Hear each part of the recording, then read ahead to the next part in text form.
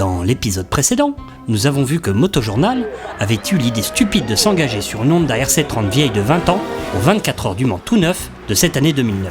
Une préparation laborieuse, une moto à reconstruire de A à Z, n'ont toutefois pas empêché nos trois valeureux pilotes, David, Zef et Laurent, d'exploiter brillamment les 120 chevaux de Mamie RC30 pour la hisser à la force du poignet sur la grille de départ. Non seulement Mamie ne pointait pas dernière, mais avec un chrono moyen de 1:48,492, elle se plaçait avant-dernière. 14h30, à l'heure de la mise en grille, tout semble enfin prêt. Et pourtant, c'est le drame. Failli m'en coller une. Un bouchon d'huile défaillant manque de flanquer David à terre et nous oblige à faire un petit tour par les stands avant de revenir se placer sur la grille de départ pour de bon. 14h59. Plus un bruit parmi les 92 124 spectateurs. Ta gueule la mouche. Tout le monde a bien évidemment le regard tourné vers la Honda RC30. 15h, les fauves sont lâchés.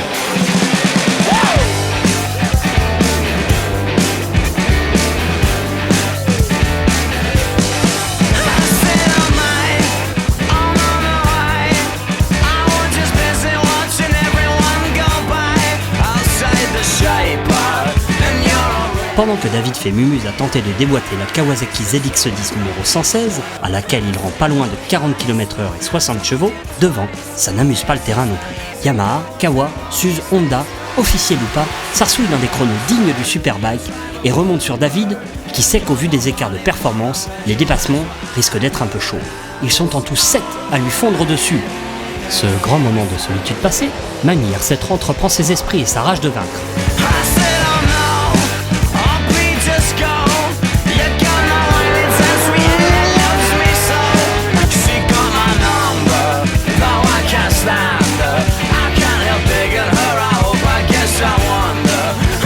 Et c'est déjà l'heure du premier relais, avec Zef qui pense s'être engagé au marathon de Paris. Depuis notre petit souci de fuite d'huile lors du tour de formation, les officiels ne nous lâchent plus et viennent surveiller au plus près l'éventuelle incontinence de Mamie RC30. Soupçonneux, les officiels, mais admiratifs et respectueux.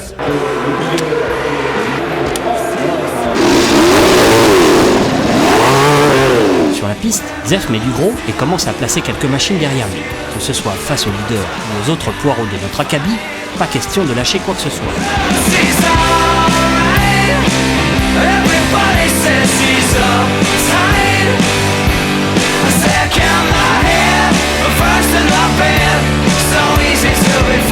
17h, Lolo, le puceau des 24 heures, entre en piste. Vas-y mon Lolo, c'est le meilleur, vas-y. Je t'aime mon Lolo. Non, arrête. Pendant que Zef parle mal de sa mamie, qui fait pourtant vaillamment de la résistance. Un vieux grognement de vieille mamie là. Lolo, lui, se montre un peu précoce pour cette première étreinte. 2, c'est le nombre exact de tours qu'il va réaliser en pneus slick et sur le sec au cours de ces 24 heures.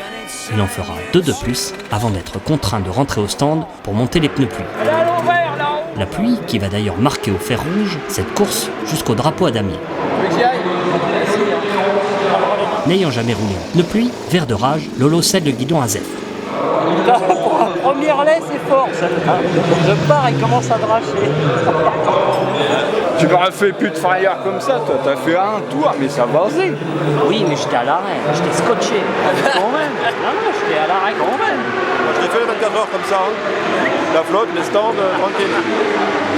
Devant, la pluie fait des ravages. On se bourre, on se jette, on glisse, on jardine, on rentre au stand pour changer plein de choses très chères. Tandis que David, Zef et Lolo profitent eux de ces conditions délicates qui nivellent les performances pour aligner de remarquables chronos. De toute façon, ils n'ont pas le droit de se vautrer, puisque des pièces de rechange, il n'y en a pas. Enfin, presque. On avait quand même une fourche, alors on l'a changée pour occuper un peu les mécanos. Mais bon, c'était déjà limite comme opération, car il a fallu tenir Mamie RC30 à bout de bras, et on ne retrouvait plus la roue avant. Et la roue avant, où est-ce qu'elle est? La roue avant, elle est où? À 21h, la nuit tombe, et Mamie RC30 a décidé de veiller et de passer sagement toute la nuit sur la piste.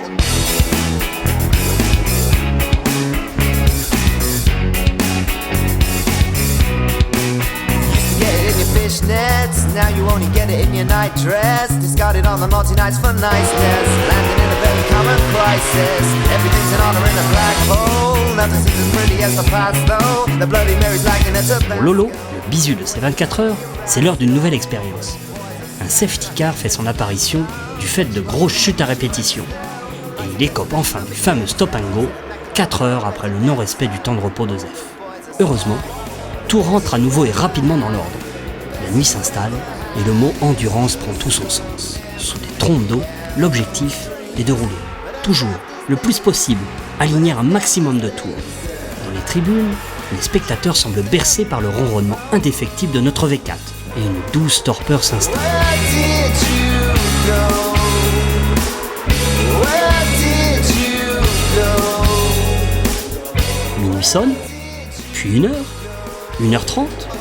Dans le box, on aurait presque tendance à s'endormir, quand soudain, la RC30 disparaît des écrans de chronométrage. Dans le box, c'est la panique. Sur la piste, Lolo vit, lui, des moments inoubliables au beau milieu du brouillard et de la nuit. La RC30 reprendra-t-elle la piste? Ira-t-elle jusqu'au bout de ces 24 heures? Ou sera-t-elle transférée en service gériatrie? Vous le saurez dans le prochain épisode de Motojournal s'engage aux 24 heures du Mans sur une Honda RC30 vieille de 20 ans.